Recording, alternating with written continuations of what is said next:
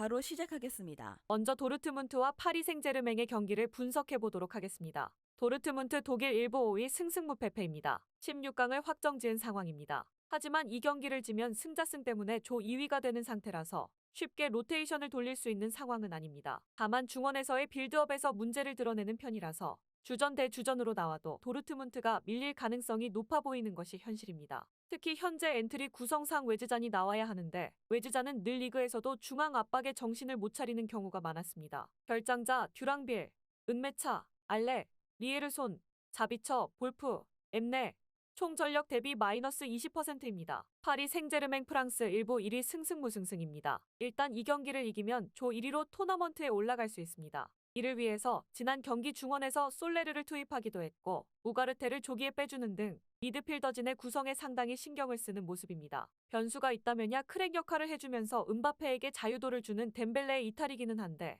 이강인도 그 자리에서 온더볼 역량을 보여줄 수 있고 지난 경기에서는 왼쪽에서도 공격 포인트가 나오면서 균형을 꽤 잘 맞추어냈습니다. 결장자 리코, 멘데스, 나바스, 킴펜베, 루이즈, 덴벨레 총 전력 대비 마이너스 15%입니다. 일단 중원 싸움에서 도르트문트가 취약점을 드러낼 가능성이 높은 상태이고 로테이션을 돌릴 상황은 아니라고는 해도 주전으로 가도 파리 생제르맹이 압박으로 주도권을 잡을 가능성이 높아 보이는 것이 사실입니다.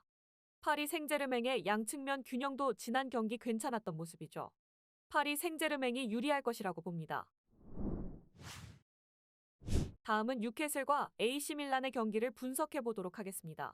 뉴캐슬 잉글랜드 1부 7위 승무승패패입니다. 일단 이 경기를 이겨도 도르트문트가 이기지 못하면 UCL 토너먼트 진출은 실패입니다. 일단 홈에서는 리그에서도 빌라, 리버풀에 의해서 3위를 기록할 정도로 기이할 정도로 강한 모습을 보여주는 편입니다. 물론 밀란의 전방 압박과 공격성도 상당할 가능성이 높아서 난타전이 예상되는 경기이기는 한데 공격에서는 공간을 상당히 많이 가져올 공산이 큽니다. 결장자 덴번, 앤더슨, 반스, 머피, 윌록, 타겟, 호프, 보트만, 토날리 총 전력 대비 마이너스 15%입니다. 밀란 이탈리아 1부 3위 무승패승패입니다. 밀란도 뉴캐슬과 입장이 완전히 같습니다. 일단 이 경기를 이기고 봐야 할 상황입니다. 일단 롱킥이나 지루의 연계 등 상대의 전방 압박을 분쇄하는 능력이나 플랜은 가지고 있는 편. 하지만 간격 유지를 포기하고 미드필더까지 높게 위치시키는 특성상 중원과 수비 뒷공간에 상당한 공백이 있는데 이를 찌르는 팀들을 만나는 경우에는 생각보다 부진한 경우가 있습니다.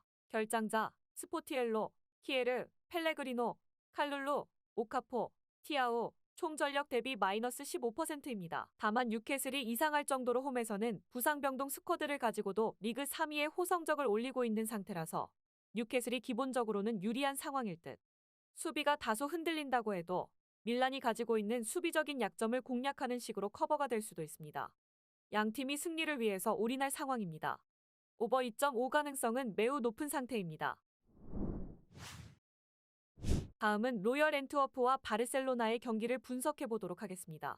앤트워프 벨기에 1부 4위 무패승승승입니다. 일단 조별리그 팀들과의 중원 싸움에서 아직 맞대결을 할 만한 상황은 아닙니다. 물론 현재 바르셀로나의 구조적인 문제와 이슈로 인해서 공격력에서 뭔가를 만들 수 있는 상황이기는 한데 측면에서 힘을 더해줄 무야의 징계도 꽤 뼈아픈 상황입니다. 그나마 UCL이 진행되면서 같이 대량 실점이 나오고 있지는 않다는 점이 다행일 듯합니다. 결장자 발렌시아, 온드레이카, 엔젤스, 에켈렌캄프, 무야, 총 전력 대비 마이너스 13%입니다. 바르셀로나 스페인 1부 4위 승무승승패입니다. 조에서는 1위를 차지하는 것이 확정입니다. 이 경기에서는 로테이션을 돌릴 가능성이 높습니다. 다만 이로 인해서 팀의 조직력이 하락한다면 지난 경기에서 보여준 구조적인 중원에서의 공간 허용 문제가 더 커질 확률이 있습니다. 사비 감독이 전방에 많은 선수를 포함시키려는 구상 자체는 알겠지만 보여주는 화력보다 체력적, 수비적으로 난조가 보여지고 있는 것이 제법 많이 보이는 중입니다. 결장자 가비, 슈테겐,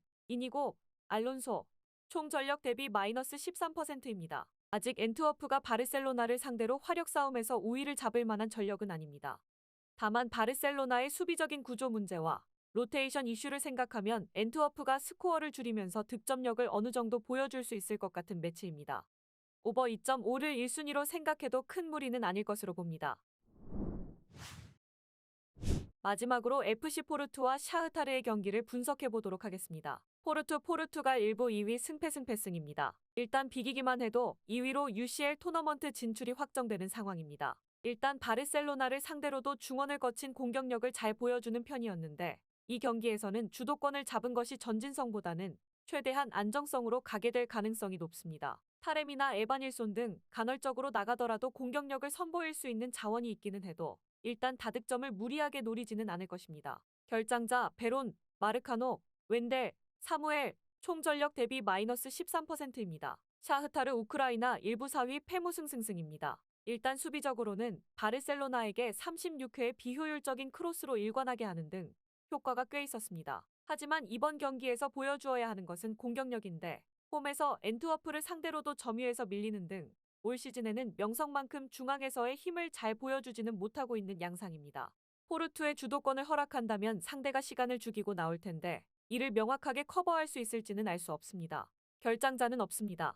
포르투가 일단 유리한 고지에 있다는 점은 확실할 듯합니다.